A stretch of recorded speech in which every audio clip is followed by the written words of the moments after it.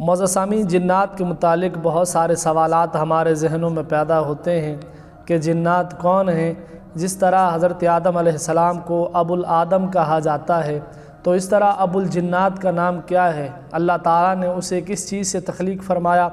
جنات کی خوراک کیا ہے؟ وہ کس دن پیدا ہوئے؟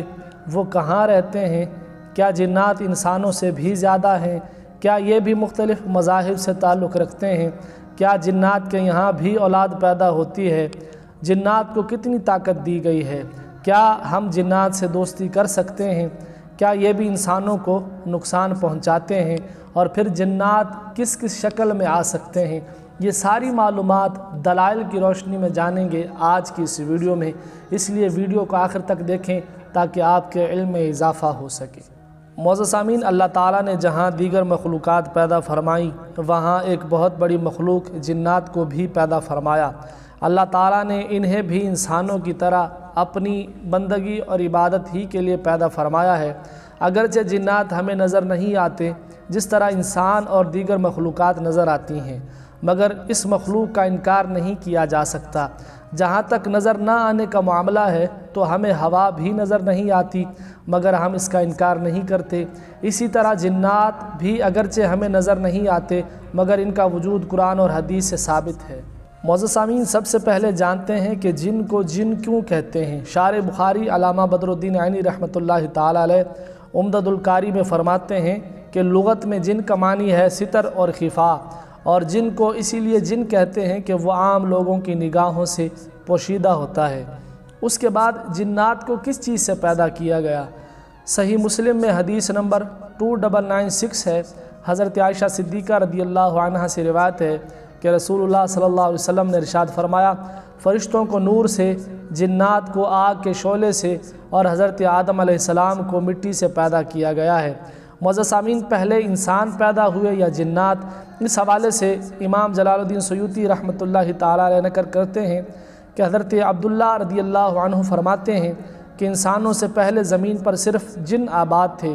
جب اللہ تعالیٰ نے ابو الجنات سموم کو پیدا فرمایا، اللہ تعالیٰ نے اسے آگ کے شعلے سے پیدا فرما کر فرمایا، اے ابو الجن سموم، تو کوئی آرزو کر۔ اس نے کہا، میری تمنا یہ ہے کہ ہم سب کو دیکھیں اور ہمیں کوئی نہ دیکھے، اور ہم زمین میں چھپ جائیں اور ہمارا بوڑھا بھی مرے یہاں تک کہ اس کی جوانی واپس آ جائے، یعنی ہمارا بوڑھا بھی جوان ہو کر مرے۔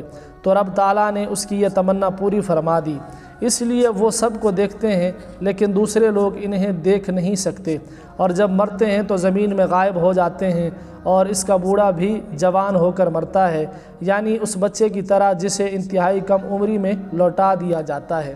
معزز سامعین، جنات کو کس دن پیدا کیا گیا؟ اس حوالے سے یہ ہے کہ اللہ تعالیٰ نے فرشتوں کو بدھ کے دن، اور جنوں کو جمعرات کے دن، اور حضرت آدم علیہ السلام کو جمعہ کے دن پیدا فرمایا۔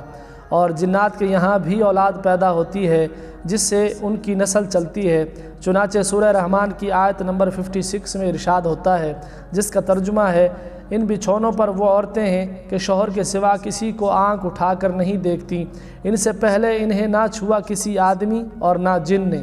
امام فخر الدین رازی رحمۃ اللہ تعالی علیہ تفسیر کبیر جلد نمبر 1 صفحہ نمبر 376 پر اس آیت کے تحت فرماتے ہیں کہ جنات کی بھی اولاد پیدا ہوتی ہے۔ معزز سامعین، جنات کی تعداد کتنی ہے؟ اس حوالے سے حضرت عبداللہ ابن عمر رضی اللہ عنہ فرماتے ہیں کہ چوتھی زمین کے اوپر اور تیسری زمین کے نیچے اتنے جنات ہیں کہ اگر وہ تمہارے سامنے آ جائیں تو تمہیں سورج کی روشنی دکھائی نہ دے۔ اور اسی طرح حضرت عمر بکالی رضی اللہ عنہ فرماتے ہیں کہ جب انسان کا ایک بچہ پیدا ہوتا ہے تو جنات کے یہاں 9 بچے پیدا ہوتے ہیں۔ معزز سامعین، اللہ تعالیٰ نے جنات کو بعض ایسے غیر معمولی اوصاف عطا فرمائے ہیں جو انسان میں عموماً نہیں پائے جاتے۔ حضرت سلیمان علیہ السلام نے جب شہر سبا کی ملکہ بلقیس کا تخت لانے کا حکم دیا تو ایک درباری جن نے عرض کی کہ میں اس تخت کو اتنے دور سے آپ کا اجلاس ختم ہونے سے پہلے لے آؤں گا۔ اس بات کو قرآن مجید سورہ نمل کی آیت نمبر 39 میں بیان کیا گیا ہے، جس کا ترجمہ ہے، سلیمان نے کہا، اے درباریوں، تم میں کون ہے کہ وہ اس کا تخت میرے پاس لے آئے قبل اس کے کہ وہ میرے حضور مطیع ہو کر حاضر ہو؟ ایک بڑا خبیث جن بولا، میں وہ تخت حضور میں حاضر کر دوں گا قبل اس کے کہ آپ کا اجلاس برخاست ہو، اور میں اس پر قوت والا اور امانت دار ہوں۔